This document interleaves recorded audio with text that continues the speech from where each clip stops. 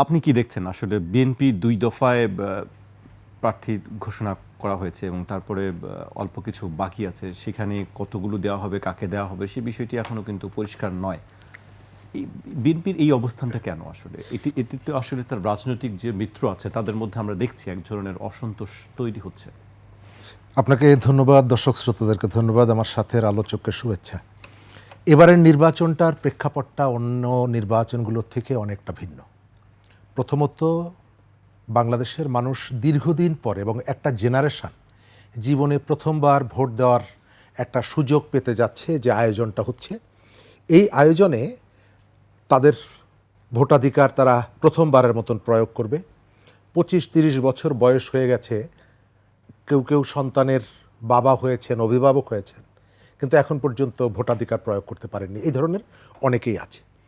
সুতরাং এবারের নির্বাচনটা ওই দিক থেকে যেমন ইম্পর্ট্যান্ট, একই সাথে একটা সফল গণঅভ্যুত্থান, যে গণঅভ্যুত্থানের ভেতর থেকে একটা সম্ভাবনার দুয়ার উন্মোচিত হয়েছে।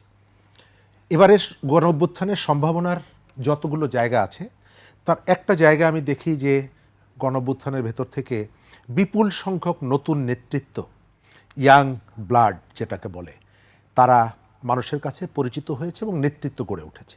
দ্বিতীয় জায়গাটা হলো যে একটা নতুন রাজনীতি গঠন করার ক্ষেত্র তৈরি হয়েছে, মানুষের মধ্যে একটা এক্সপেকটেশন তৈরি হয়েছে যাতে ভিন্নতার প্রতি মানুষের আকর্ষণ। কিন্তু আমি রাজনৈতিক সংস্কৃতিতে খুব একটা পরিবর্তন দেখছি না।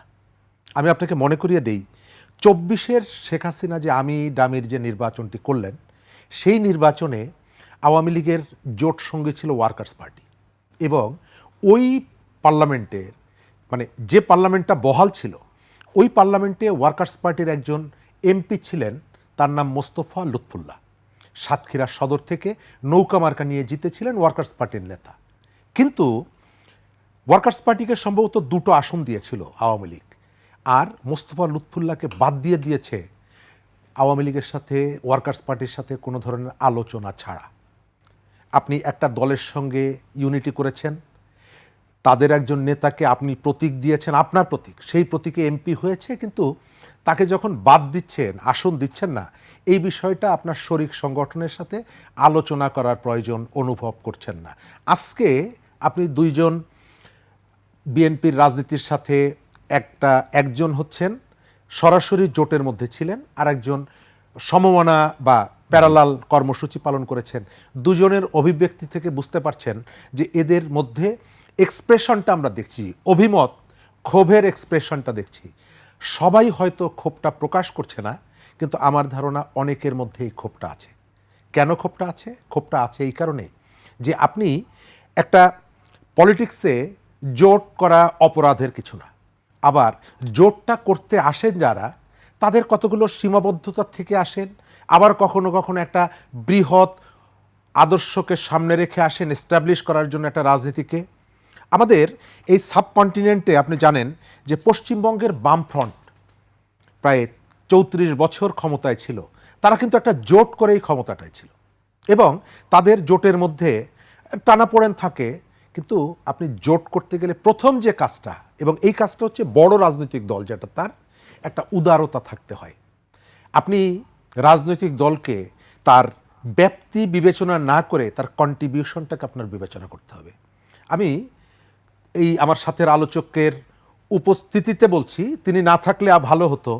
আপনার এই বিবেচনাটা 24শে অক্টোবর, যখন 28শে অক্টোবর যখন ঢাকা শহর নিশ্চিহ্ন করে ফেলল আওয়ামী লীগ, পুলিশ, বিডিআর দিয়ে, আমি তাদেরকে দেখতাম অল্প কয়েকজন মানুষ বিএনপি অফিসের সামনে, আলো জ্বালানোর কেউ না, অফিসের ভেতরে অবরুদ্ধ অবস্থায় আছে।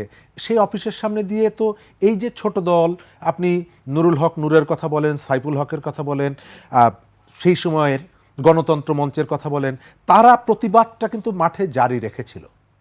আপনারা যে কথাগুলো বলতে চেয়েছেন, সেই কথাগুলো তারা কিন্তু বলতো, যখন আপনারা ইচ্ছা করে পালিয়েছিলেন।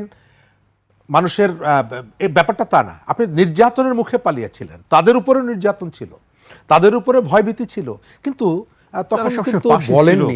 তখন কিন্তু বলেননি যে তোমাদের দল ছোট, সুতরাং আমার অফিসের সামনে এসে তোমাদের মিছিল করার দরকার নেই। আমাদের এখানে রাজনীতিতে সংস্কৃতির যে পরিবর্তনটা, এই পরিবর্তনটা আমাদের প্রত্যাশিত ছিল, সেটি হলো না।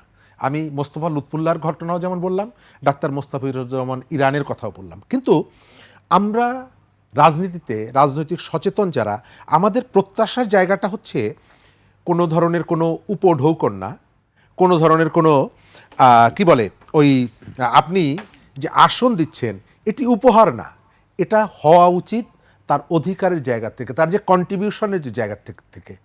আপনি আপনার জোট সঙ্গী যারা, তাদেরকে যদি আপনি মনে করেন যে আমার সাথে এতদিন ছিল, আচ্ছা কাউকে আমি দিলাম কাউকে আমি দিলাম না, মাথা ঠান্ডা রাখার জন্য মাথায় হাত বুলিয়ে দিব, এটা আসলে আপনি একটা পলিটিক্সকে ডিজন করছেন, আপনি একটা পলিটিক্সকে ছোট করছেন, এক ধরনের তুচ্ছ তাচ্ছিল্য করছেন। আমাদের রাজনীতিতে এটা খুব খারাপ একটা দিক। রাজনীতিতে এই কারণে মানুষের আকর্ষণটা কমে যায়, আগ্রহটা কমে যায়। আমাদের এখানে বৃহৎ পরিসরে একসঙ্গে চলার, ইউনিটি করে এগিয়ে যাওয়ার যে প্রত্যাশা মানুষের, সেই প্রত্যাশাটা বারবার হোঁচট খায়। এখন আমরা দেখতে পাচ্ছি যে আসন যেভাবে বিএনপির জোটের পক্ষ থেকে যেভাবে আসন ফাঁকা রাখা হয়েছে, আমার ধারণা তারা ঠিক করে রেখেছে যে মান্না ভাইয়ের দল থেকে মান্না ভাইকে একটা আসন দিব, সাকিব ভাইয়ের দল থেকে একটা আসন। অর্থাৎ আপনি গণ অভ্যুত্থানে তারা পার্ট ছিলেন, গণ অভ্যুত্থানের পক্ষে ছিলেন, আপনি জাস্ট একটা তাকে মেডেল দিচ্ছেন।